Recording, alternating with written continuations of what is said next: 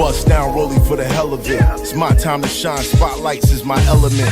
Fuck a plain Jane, don't insult my intelligence. I don't plan on selling it, so I don't see the relevance. You niggas having pawn shop nightmares. I'm light years ahead of niggas, even on a light year. Dom Perignon stain the laces of my night ears. Born poor, but I'ma die rich, nigga, life's fair.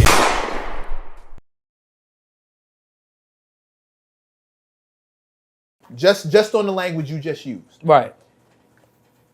Sponsorship. Let's just say sponsorship. I go to somebody, I go, yo, I have AZ, Cornmega, Foxy Brown, and Nas ready to make a project right now. What we talking about? Give me numbers to go back to them. I got it right now, and they all signed letters of interest. They're all down. Everybody's down. If you think all that makes sense, you don't think Nas can do that right now? If that really makes sense. Say it again? If that makes sense, what you're saying, you think Nas can't just do that right now?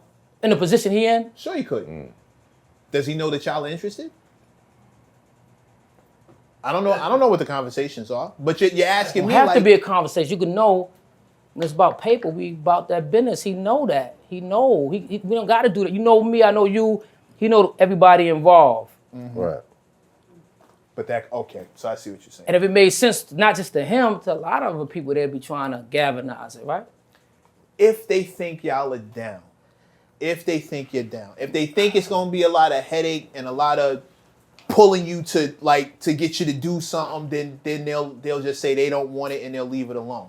But you gotta understand, man. You're talking to somebody on the inside. I'm pretty sure he would know better than the rest of us whether all I can do. You know what? Check this out, right? Money makes shit move. Facts. And if somebody know they're gonna make their money back, all you gotta do is wave money in anybody's face. They'll do it, right? So a person that's putting up the money want to know they're gonna make their money back. It'd have been happen. I think your mindset is like that. As far as like, yo, if the paper's right, I'm with it. It's not gonna be a lot of argument. I think there are other people I've done business with people who, yo, the money's right, but here come all these conditions. Here come all this. Here come all that. And it becomes a wild headache to the point where it's like, you know what? Yeah. Some people, it's not even worth it. Like, we could have had this done 3 months ago. We're going on like the 16th month, and you still talking about this.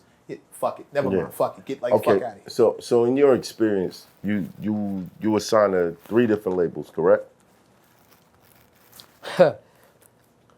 About 4. 4. And then you decided to go independent. You had no choice after that point. Like, you got to fend for yourself after that.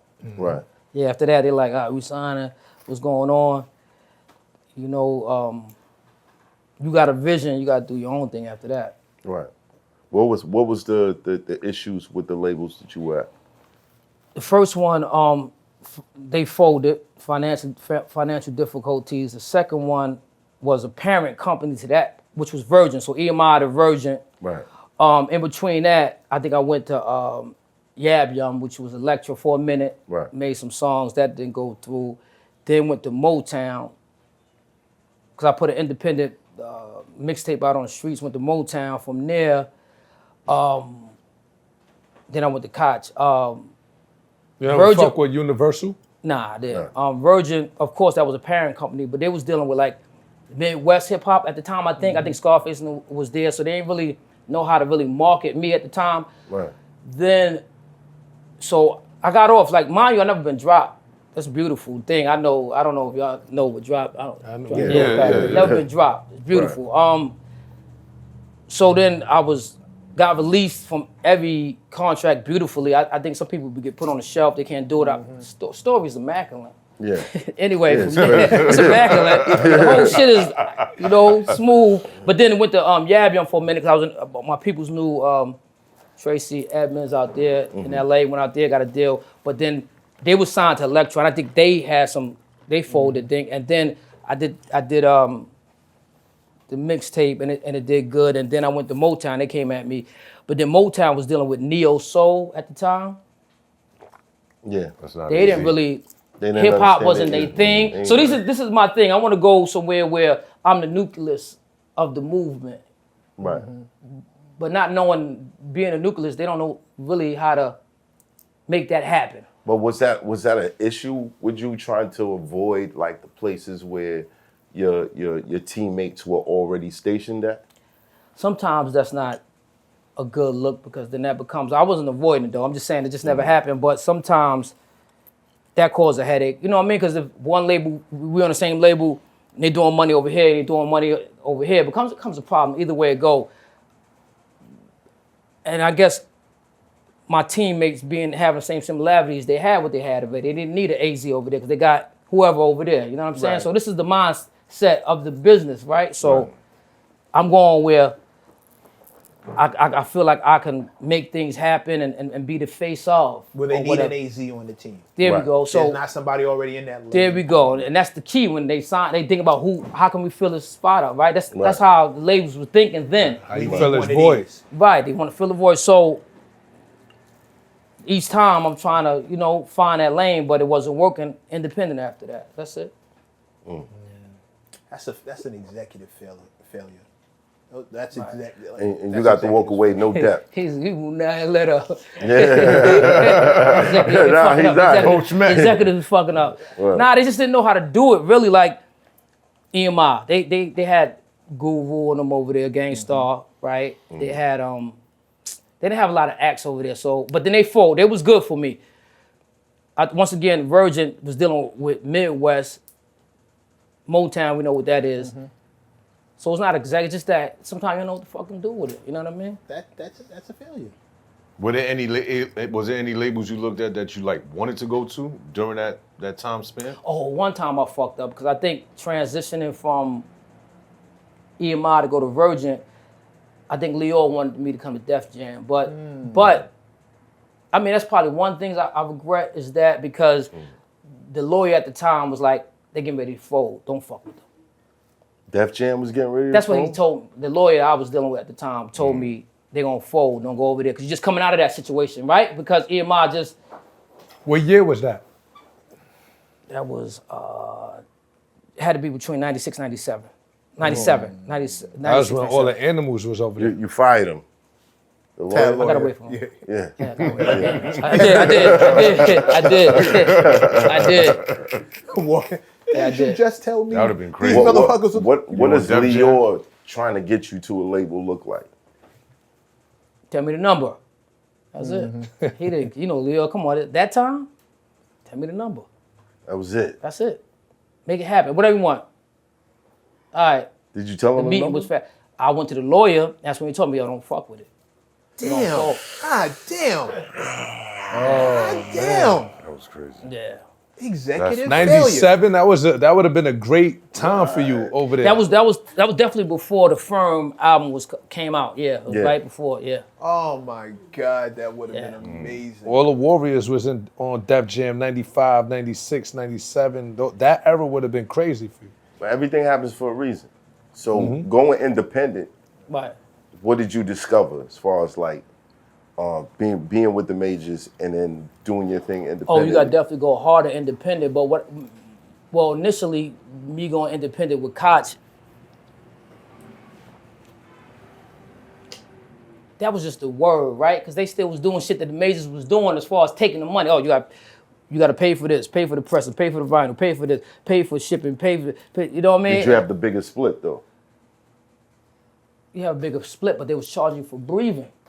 Right then, they charging for everything, and they keeping 50% in the reserve. So imagine you paying for everything, getting the money back. So imagine you getting your money back. You gotta give, let's just say 20 or 30% to them.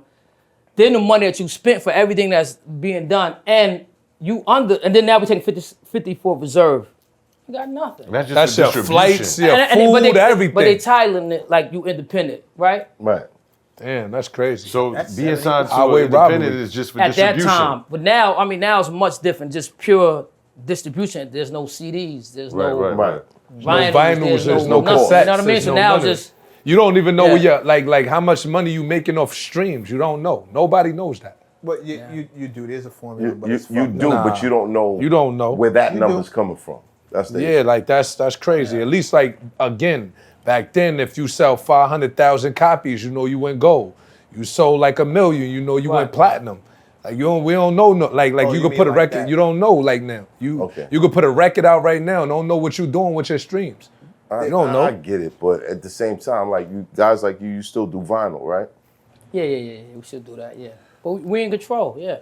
Yeah. We know the real numbers now. Now. Right? That all come to you. Right. Yeah. You know what I mean? You know how much it Come back costs to home. press up and all that now. Do you feel like you're in a better situation now than you were then?